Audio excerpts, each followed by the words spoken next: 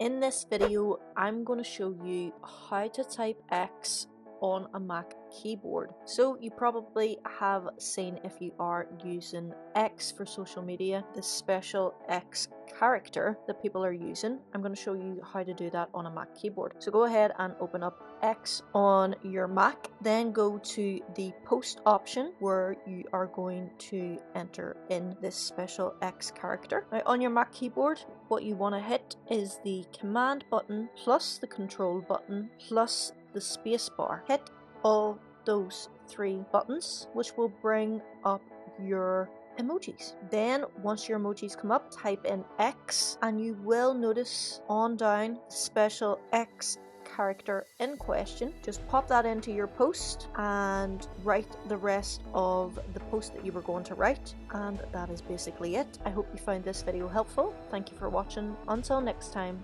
peace.